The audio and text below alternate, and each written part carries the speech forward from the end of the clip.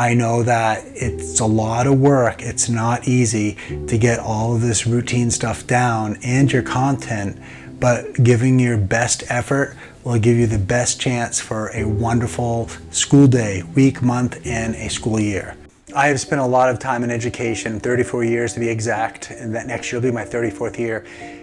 Educational trends come and go, but I've also learned the most resilient classrooms are built on these three main pillars, and they are expectations, communications, and accountability. When a student ignores a direction, you repeat it. You repeat it again.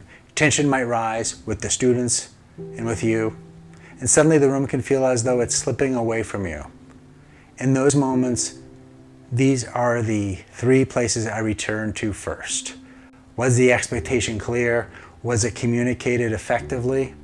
And has there been consistent accountability? Because you cannot hold students accountable for an expectation that was never clearly communicated.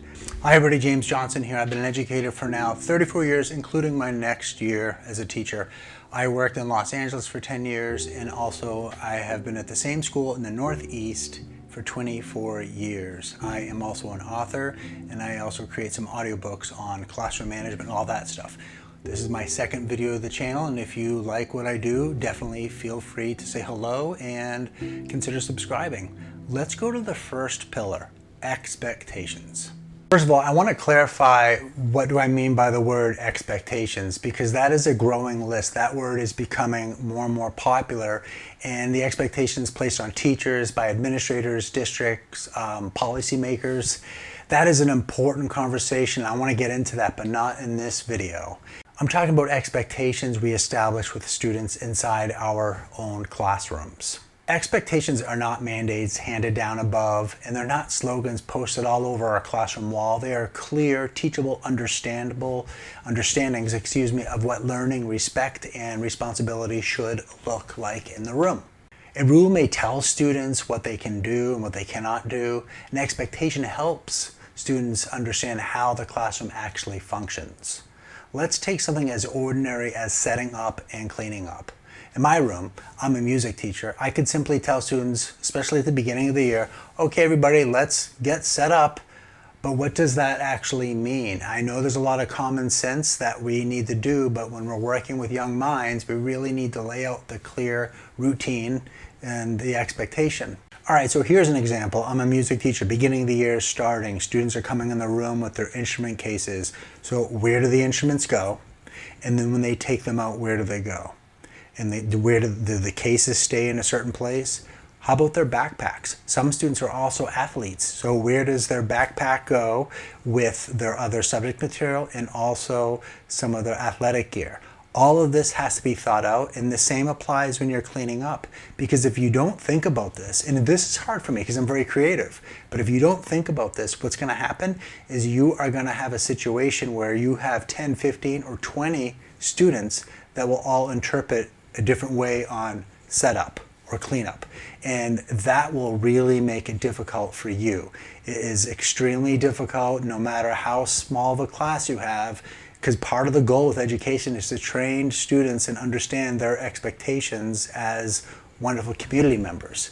And yeah, these small details, again, routines prevent large amounts of confusion. Over time, they become part of the invisible architecture of the classroom. Here's a really good example. Every teacher can relate to this. The sign-out sheet.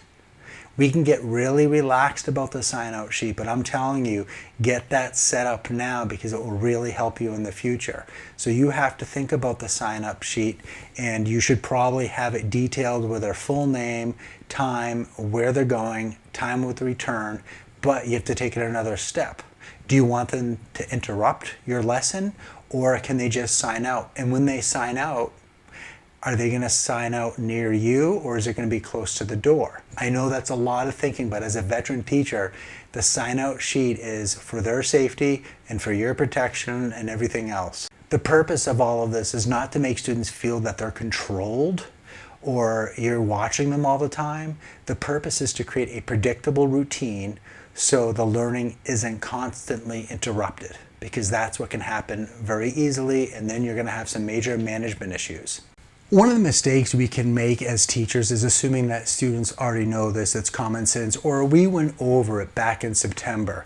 However, that's going to not always travel well with us. We have to make sure that students understand our expectations as teachers, especially if the students are at an age where they're visiting many different teachers and classes and personalities. Even if they're following school policy, we have to be aware that if we are not going to set them up for success and be clear, it might not work out, and then the big tumbleweed of management becomes an issue.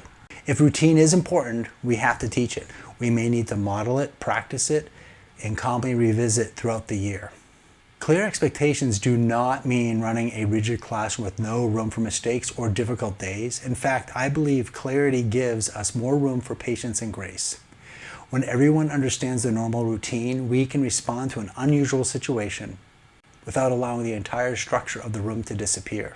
Expectations also need to be realistic. If a system is so complicated that I cannot maintain it consistently, it probably is not going to work for the students either. My next video coming up in a few days will be communications. You're going to want to check that out because that will help reinforce on what we do as educators with the whole expectations. Remember this, if you just say to students, do you remember my expectations? They say yes, and then you just move on. That's not going to float. That's not going to strengthen the foundation of your successful classroom that you want to have.